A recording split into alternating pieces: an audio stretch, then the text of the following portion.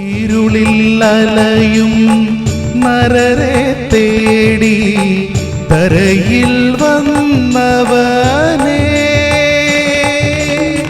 കരകൾ പാപക്കരകൾ കഴുകും. യേശുവിന്റെ നിസ്തുല്യ നാമത്തിൽ ശുഭസന്ദേശത്തിലേക്ക് സ്വാഗതം. വിശുദ്ധ വേദപുസ്തകത്തിൽ യോഹന്നാൻ എഴുതിയ സുവിശേഷം 19-ാം അധ്യായം 30-ാം വാക്യത്തിൽ നാം ഇപ്രകാരം വായിക്കുന്നു: യേശു പുളിച്ച വീഞ്ഞ് കുടിച്ച ശേഷം നിവൃത്തിയായി എന്ന് പറഞ്ഞ് തല ചായ്ച്ച് ആത്മാവിനെ ഏൽപ്പിച്ചു കൊടുത്തു. കർത്താവായ യേശുക്രിസ്തു കാൽവറി മലയിൽ മാനവരാശിയുടെ പാപഭാരം ഏറ്റെടുത്ത് 3 മണിക്കൂറിലധികം ക്രൂശിൽ തൂങ്ങിക്കിടന്നു. പാപിയായ മനുഷ്യൻ്റെ പാപഭാരം അവൻ സ്വയം വഹിച്ചു. തന്നിൽ വിശ്വസിക്കുന്നവർക്ക് വേണ്ടി തൻ്റെ രക്തം ചൊരിഞ്ഞുകൊണ്ട് അവരുടെ പാപത്തിൻ്റെ സകല ശിക്ഷയ്ക്കും പ്രായശ്ചിത്തമായി കർത്താവായ യേശുക്രിസ്തു ക്രൂശിൽ മരിച്ചു, അടക്കപ്പെട്ടു, 3-ാം ദിവസം ഉയർത്തെഴുന്നേറ്റു. കർത്താവായ യേശുക്രിസ്തുവിൽ വിശ്വസിക്കുന്നവനെ ദൈവത്തിൻ്റെ നീതി കൊണ്ട് മൂടപ്പെടും.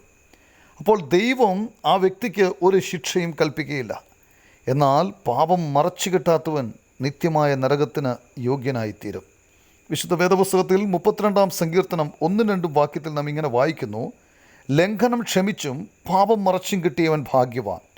യഹോവ അകൃത്യം കണക്കിടാതെയും ആത്മാവിൽ കപടമില്ലാതെയും ഇരിക്കുന്ന മനുഷ്യൻ ഭാഗ്യവാൻ.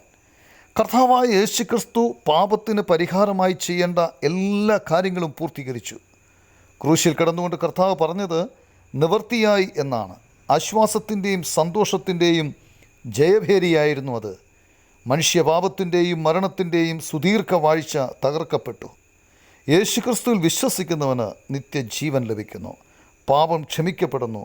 കൃപയാലുള്ള വിശ്വാസത്താൽ രക്ഷിക്കപ്പെടുവാൻ കർത്താവ് താങ്കളെ സഹായിക്കട്ടെ.